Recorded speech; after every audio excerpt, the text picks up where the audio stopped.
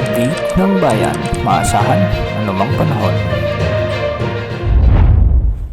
Magandang araw po sa ating lahat. Narito na ang update sa lagay ng ating panahon ngayon at sa magiging lagay ng ating panahon sa susunod na 24 oras. Sa kasalukuyan ay easterlies ang nakakaapekto sa ating buong bansa ngayong araw. Ngunit dahil sa umiiral na easterlies ay asahan ang maulap na kalangitan at kalat-kalat na pagulan na may kasamang isolated thunderstorms, kaya makikita natin sa ating satellite animations na may mga kasamang pag-ulan ang nararanasan ngayon ang Northern Mindanao, sa may Caraga Region, sa may Zamboanga Peninsula, sa may Basilan, Sulu, kasama na ang Tawi-Tawi. Pinag-iingat natin ang ating mga kababayan dito sa posibilidad o banta ng mga biglang pagbaha o pagguho ng lupa, lalo na kung may mga katamtaman hanggang sa kung minsan ay malalakas na pag-ulan. Sa Luzon ay mainit na panahon o malinsangang panahon naman ang inaasahan ngayong gabi hanggang bukas, dahil pa rin sa umiiral na easterlies. Ngunit asahan din ang magiging minsan ay makulimlim na panahon at kalat-kalat na thunderstorms.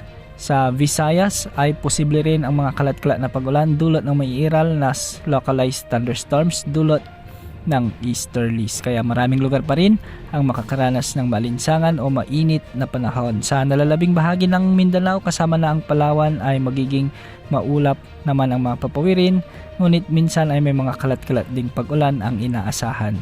Para naman sa lagay ng mga pag-alon sa ating karagatan, ang mga baybayin sa Northern at Central Luzon ay posibleng umabot ang mga pag-alon hanggang 1.8 meters, samantalang sa nalalabing bahagi ng bansa o nalalabing baybayin ng bansa ay posibleng umabot ang mga pag-alon sa 1.8 meters. Sa kasalukuyan ay wala pa rin tayong namamonitor na potential na bagyo o LPA na posibleng pumasok sa ating area of responsibility sa susunod na 3 hanggang 5 araw. Kaya magiging mainit o malinsangan pa rin ang panahong mararanasan ng malaking bahagi ng ating bansa, dahil ang magiging dominanting weather system hanggang sa mga susunod na araw ay ang easterlies o ang mainit na hangin mula sa karagatang Pasipiko. Yan ang update sa lagay ng panahon. Ito po ang weather update ng bayan, maasahan anumang panahon.